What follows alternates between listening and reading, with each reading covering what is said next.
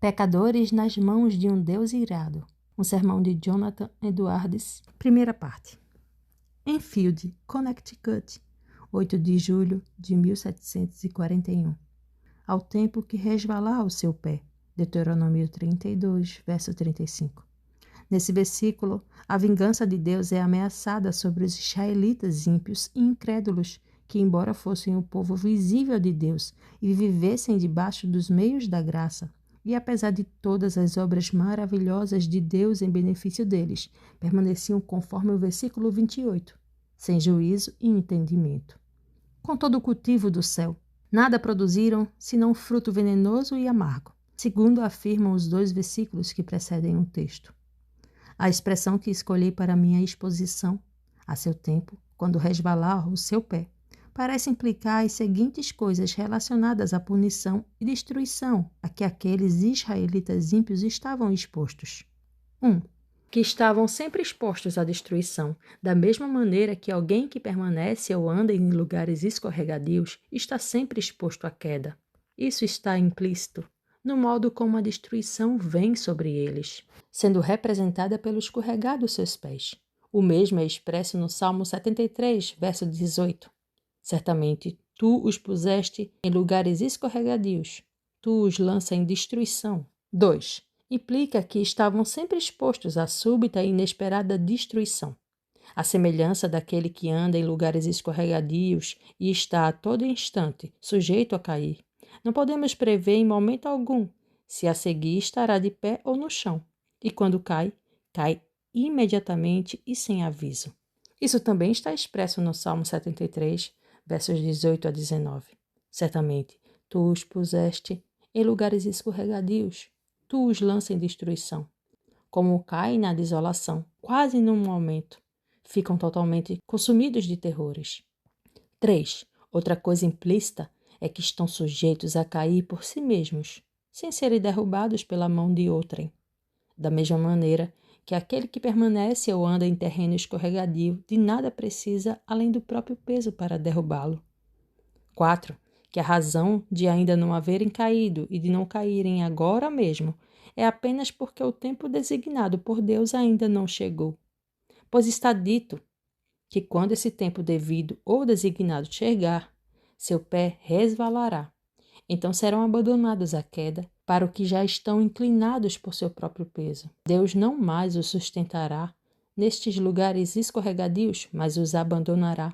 E então, naquele exato instante, cairão na destruição, à semelhança da pessoa que permanece em ladeiras escorregadias sobre a beira de um precipício e não pode permanecer sozinha, e ao ser abandonada, imediatamente cai e está perdida.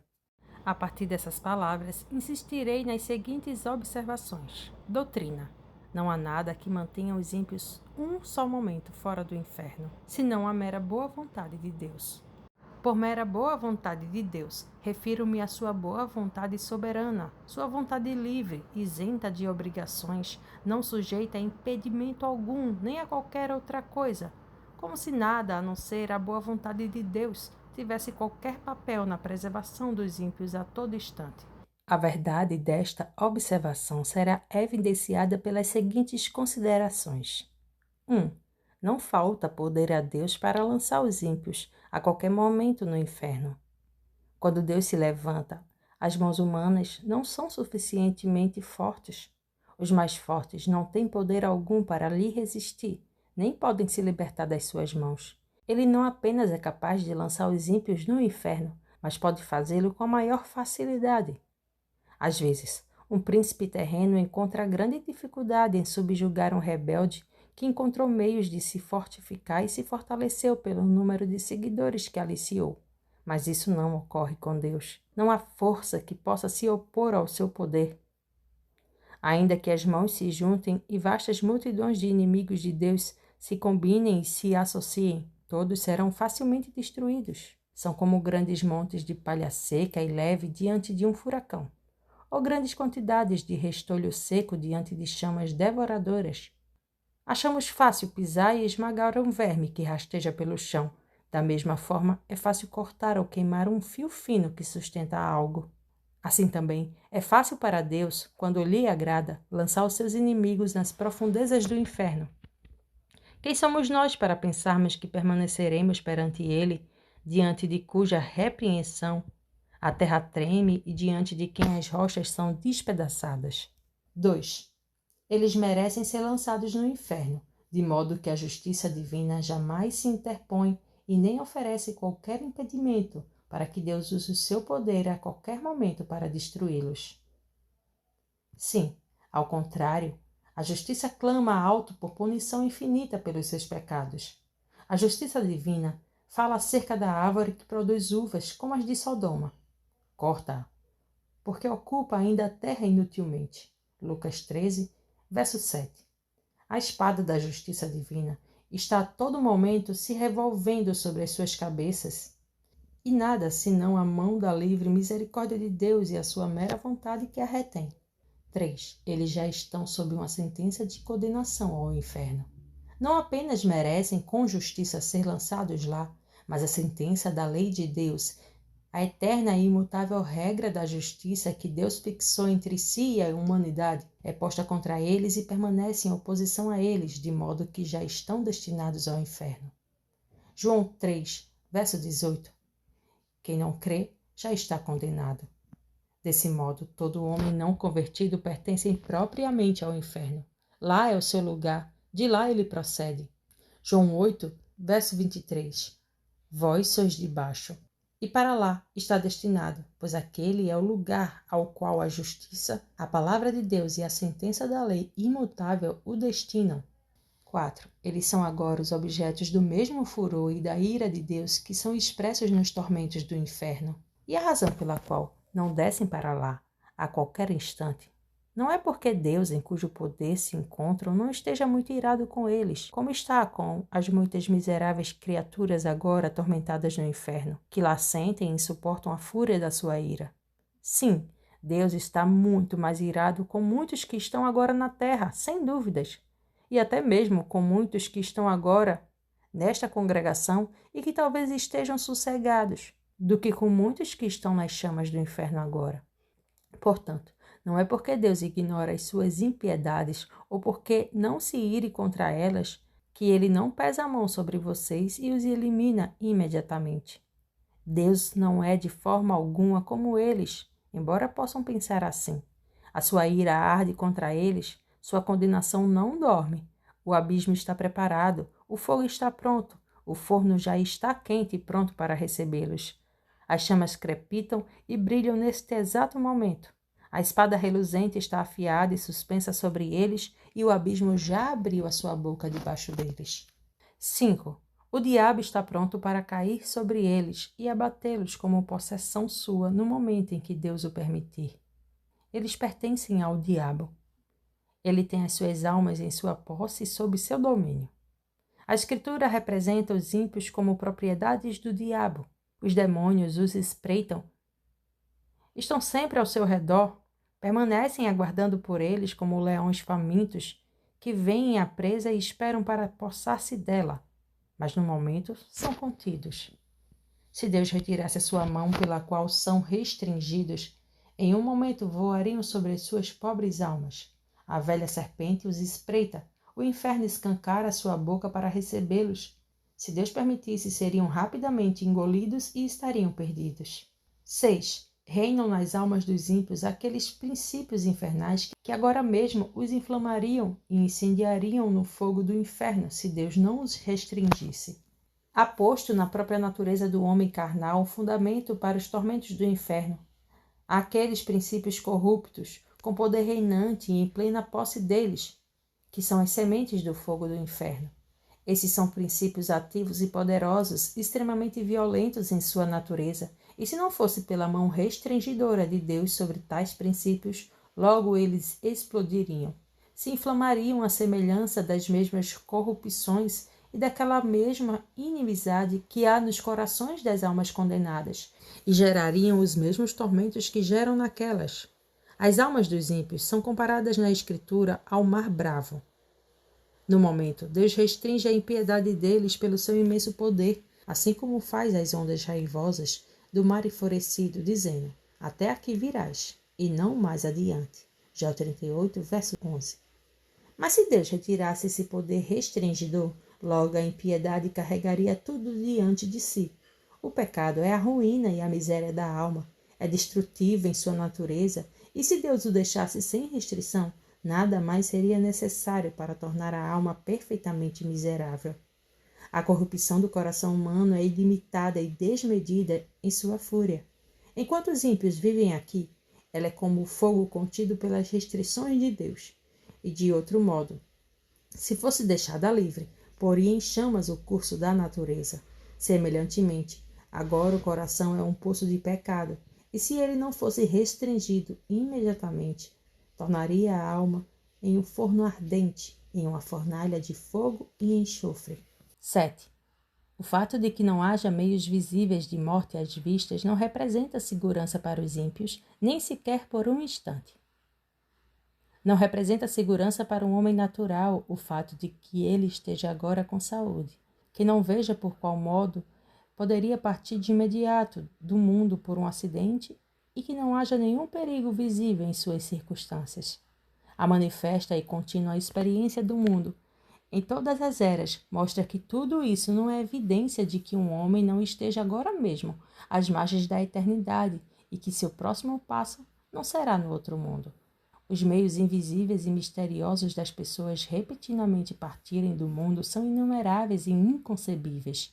Os não convertidos andam sobre o abismo do inferno em uma superfície podre e há inúmeros lugares nela que são frágeis e não suportarão seus pesos, e esses lugares não são percebidos. As flechas da morte voam invisíveis ao meio-dia e a vista mais acurada não as vê. Deus tem tão diferentes e insondáveis meios de tirar os ímpios do mundo e mandá-los direto para o inferno, que não há nada que faça crer que ele necessite de um milagre ou que precise sair do curso ordinário de sua providência para destruir um ímpio no momento em que desejar. Todos os meios de arrancar os ímpios do mundo estão de tal modo nas suas mãos e tão completa e absolutamente sujeitos ao seu poder e determinação, que se ele nunca fizesse uso de meios e se eles estivessem excluídos dessa consideração, ainda assim, isso de modo algum faria com que a ida repentina dos ímpios ao inferno dependesse menos da mera vontade de Deus. 8. A prudência dos homens naturais e seu cuidado para preservar a própria vida ou o cuidado de outros para preservá-las não lhes concede segurança nem por um instante. A isso também a providência divina e a experiência universal prestam testemunho abundante. Há clara evidência de que a própria sabedoria dos homens não os livra da morte, pois se assim o fosse, veríamos algumas diferenças entre os sábios e prudentes do mundo e os demais com relação à susceptibilidade para uma morte repentina e inesperada. Mas o que acontece na realidade? Como morre o sábio, assim morre o tolo. Eclesiastes 2, verso 16. 9. Todos os esforços e planos que os ímpios fazem para escapar do inferno, enquanto insistem em rejeitar a Cristo e permanecem, portanto, na impiedade, não os livram um só instante do inferno. Quase todo homem natural que ouve acerca do inferno alimenta a vã esperança de que escapará dele. Ele depende de si próprio para sua segurança e se vangloria daquilo que faz, do que está fazendo ou do que pretende fazer. Cada um planeja as coisas em sua mente sobre como evitará a condenação e se exalta de que planejou muito bem para si mesmo e que seu esquema não falhará. Ouvem, na verdade, que poucos são salvos e que a maior parte dos que já morreram foram para o inferno. Contudo, cada um imagina que planejou melhor as coisas para o seu escape do que os outros o fizeram. Ele não pretende vir a esse lugar de tormento e diz consigo mesmo que pretende ter um cuidado efetivo e ordenar as coisas de modo que não haja falha. Mas os tolos filhos dos homens se iludem miseravelmente em seus próprios planos e na confiança em sua própria força e sabedoria. Eles não confiam senão em uma sombra. A maior parte dos que viveram até aqui sob os mesmos meios da graça e que agora estão mortos, sem dúvidas foram para o inferno. E isso não aconteceu porque eles não eram tão sábios quanto os que estão vivos e nem porque não tenham ordenado bem as coisas para assegurar o seu escape. Se pudéssemos falar com eles e questioná-los um por um quanto a se esperavam, quando vivos e quando ouviam sobre o inferno, serem eles próprios objetos dessa miséria, sem dúvidas ouviríamos todos responderem: não, jamais pretendi vir para cá. Eu tinha planejado as coisas de outra forma em minha mente. Pensei que tinha planejado bem e que meu plano era bom. Desejava tomar cuidado de verdade, mas tudo aconteceu inesperadamente. Não esperava por isso. Isso veio como ladrão. A morte me surpreendeu. A ira de Deus foi rápida demais para mim. Oh, minha maldita tolice! Estava me gabando e me lisonjeando com vãs imaginações sobre o que faria no futuro, e enquanto eu dizia paz e segurança, veio sobre mim repetindo a destruição. 10. Deus não impôs nenhuma obrigação a si mesmo, por qualquer promessa, de manter os não convertidos fora do inferno por um momento sequer. Ele certamente não fez promessas, seja de vida eterna ou de libertação e preservação da morte eterna, a não ser aos que estão dentro do pacto da graça, nas promessas que são dadas em Cristo, em que todas as promessas são o sim e o amém. Mas certamente aqueles que não são filhos do pacto não têm participação nas promessas do pacto da graça. Eles não creem nelas e nem têm interesse no mediador desse pacto. Contudo, ainda que alguns tenham imaginado e pretendido muitas coisas sobre as promessas feitas aos homens naturais, que sinceramente buscam e batem à porta, está claro e manifesto que, por maiores que sejam os esforços que o homem natural faça em matéria de religião, sejam quais forem seus clamores, até que creiam em Cristo, Deus não tem obrigação alguma de salvá-los da destruição eterna. Portanto, o fato é que os não convertidos estão sustentados pela mão de Deus sobre o abismo do inferno. Eles merecem o lago de fogo e já estão sentenciados a ele. Deus está terrivelmente irado. Sua ira contra eles é tão grande quanto para os que já estão sofrendo agora a execução da fúria e de sua ira no inferno. E eles nada fazem, nem ao menos para amenizar ou aplacar essa ira. Nem Deus está minimamente obrigado por qualquer promessa a sustentá-los, sequer por mais um instante. O diabo espera por eles. O inferno escancara sua boca por eles. As chamas se ajuntam e queimam ardentemente à sua espera para engoli-los. O fogo latente em seus corações está pressionando para manifestar-se, prestes a explodir, e eles continuam sem interesse algum no mediador. Não há, portanto, meio algum às vistas para livrá-los. Em suma, eles não têm refúgio, nada em que possam se segurar. Tudo que os preserva a cada momento é a mera vontade livre e a clemência desobrigada e desimpedida de um Deus irado.